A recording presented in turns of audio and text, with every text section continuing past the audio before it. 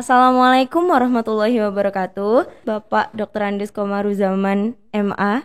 Ya, Selamat datang di Mulia Jatun Podcast. Bagaimana kabarnya, Pak? Alhamdulillah sampai hari ini saya sehat-sehat, bisa ngurus metro dengan sebaik-baiknya bersama Pak Alhamdulillah. Wali. Ya, Merupakan suatu kesempatan yang luar biasa ya, Bapak. Kita dapat bertemu di perbincangan kali ini. Sebagai wakil wali kota nih, tentunya ada banyak hal yang menjadi kesibukan Bapak. Nah, bisa diceritakan sedikit mengenai kesehariannya yang super padat? ya, terima kasih. Eh, yang pertama saya tentu mengucapkan terima kasih bisa hadir di SMK Muhammadiyah 3 ini ya, di podcast ini. Ini bagian yang sangat prestisius bagi SMK maupun saya sebagai wakil wali kota. Kenapa? Di samping saya merasa tersanjung ya, ada satu ruang di masyarakat yang harus kita dorong, bahwa pemerintah itu harus hadir di mana-mana. Nah, ini salah satu bagian pemerintah itu harus hadir di sekolah dengan wacana menjelang bulan suci Ramadan. Alhamdulillah. Baik.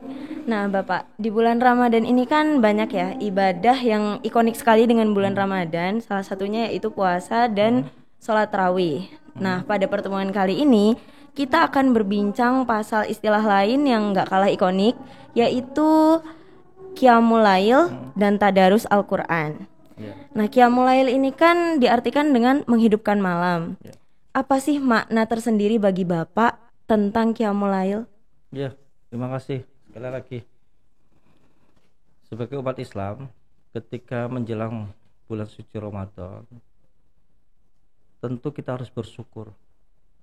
Alhamdulillah nanti semua umat Islam bisa menjalankan Ramadan dengan sebaik-baiknya.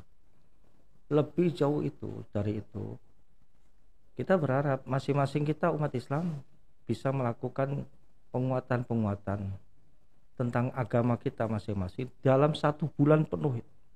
Kita isi semuanya dengan nilai-nilai kebaikan, termasuk baca Quran, berbuat baik. Di setiap apa saja kita ada di masyarakat, kita berbuat baik. Ini kesempatan emas. Oleh karena itu, siapapun kita harus melakukan sesuatu yang dapat membahagiakan hati, pikiran kita untuk menuju maghfirah Allah. Saya kira itu. Nah, untuk menuju mahfirah Allah nih, tentu saja beribadah itu kan membutuhkan waktu nih. Sebagai seorang wakil wali kota dengan agenda yang tentu saja padat, bagaimana nih cara Bapak untuk membagi waktu? Ya, sepadat-padatnya kegiatan pekerjaan saya sebagai wakil wali kota, saya harus melakukan sesuatu persiapan menuju maghfirah, menuju Allah, mahkamah Allah. Ini berat, lebih berat untuk menghadapi mahkamah Allah daripada ngurusi pemerintahan. Maka saya harus luangkan waktunya untuk melakukan kebaikan-kebaikan bersama keluarga, bersama masyarakat. Dan ini salah satu paket pemerintah Kota Metro. Insya Allah kami akan mengadakan safari Ramadan di beberapa titik di Kota Metro, 22 kelurahan ini. Itu bagian komunikasi beragama, bagian komunikasi berdakwah, sekaligus mengingatkan kepada masyarakat umat Islam di Kota Metro ini, ayo bareng-bareng yuk dengan pemerintah untuk melakukan yang baik-baik di bulan suci Ramadan ini. Saya kira itu. Tahun ini kan tahun pertama Ramadan sebagai wakil wali kota. Nah, Ya, perbedaannya apa sih, Pak? wow, jauh sekali berbeda ya. Kalau dulu saya selaku kepala kantor Kementerian Agama Kota Metro, pernah selaku kepala kantor Kementerian Agama Kabupaten Lampung Utara juga sudah pernah, dan sekarang saya diposisikan menjadi wakil wali kota. Tentu yang saya urus lebih luas lagi, lebih banyak lagi. Ini bukan pekerjaan yang ringan, tapi insya Allah dukungan doa masyarakat kepada saya dan Pak Wali Kota untuk mengurus Kota Metro ini dengan sebaik-baiknya, insya Allah ke depan Kota Metro akan semakin terhormat, akan semakin beradab, dalam tataran apapun, dalam kondisi apapun kita harus bergerak. Termasuk dalam kondisi COVID ini. Ingat, masyarakat harus selalu menjaga prokes. Di mana saja.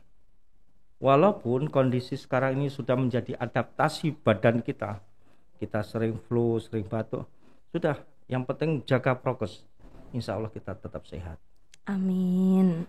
Nah, kalau menurut Bapak, seberapa utama sih tadarus Quran di bulan Ramadan? Aduh, sangat utama tuh. Ketika Bapak Ibu yang pernah ke Masjid Nabawi, ke Masjidil Haram, itu kalau bulan puasa, subhanallah, ramai, nggak pernah berhenti tadarus Al-Quran jamaah-jamaah di sana. Suasana batin seperti itu mestinya hadir di bulan suci Ramadan ini, di masjid-masjid, di musola, di rumah tangga. Kenapa? Ini saat-saat yang paling utama di bulan suci Ramadan untuk merefleksikan diri, siapa kita, mau apa kita ke depan ini. Pertanggungjawaban sebagai seorang muslim kepada Allah harus kita siapkan. Cepat, jangan nunggu-nunggu nanti kalau sudah tua. Ayo sekarang. Ya muda-muda seperti Mbak, ayo kita berkarya. Bukan berkarya untuk duniawi, tapi berkaryalah untuk pengabdian kita kepada Allah Subhanahu wa taala. Nah, mungkin ini pertanyaan terakhir nih. Ya. Kan Bapak udah hatam berkali-kali nih. Ada nggak sih tips yang spesial gitu, yang khusus supaya kita bisa tadarus Al-Quran dengan maksimal di bulan Ramadan? Yang tips khusus saya berangkat dari Al-Quran. Surat Al-Muzammil. Waratilil Qur'ana tartilan. Bacalah Quran itu dengan tartil, pelan-pelan, lambat-lambat, tapi pas, makhrajnya pas, kena, masuk. Nah itu, nggak usah buru-buru baca Quran itu. Buru-buru nanti salah gimana? Salah arti nanti. Bismillahirrahmanirrahim. Alif lam mim. Dzalikal kitabul la raiba fiih. Terus saja.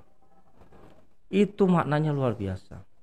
Dan tip yang kedua, harus konsentrasi, jangan asal-asalan. Yang kita baca adalah kitab suci, konsentrasi penuh. Yang ketiga, mudah-mudahan kita baca itu punya nilai-nilai pahala. Saya kira itu yang kita tuju, ya. Mudah-mudahan umat Islam di Kota Metro ini menjemput Ramadan tahun ini dengan sukacita. Tapi tetap jaga prokes. Jangan lupa ini, jaga prokes. Kota ini luar biasa loh Mbak. Dosis, maaf ya, vaksinnya kota ini tertinggi seprovinsi Lampung. Maka saya bersyukur bersama Pak Wali. Ternyata yang kena COVID hanya sedikit sekali. Yang lain dari kabupaten lain. Nah, berarti dari sebelum Ramadan nih udah dipersiapkan dong ya supaya warga-warga Metro itu terhindar dari COVID. Ya, penguatannya ada perwalinya, peraturan wali kota. Tetap kita jaga.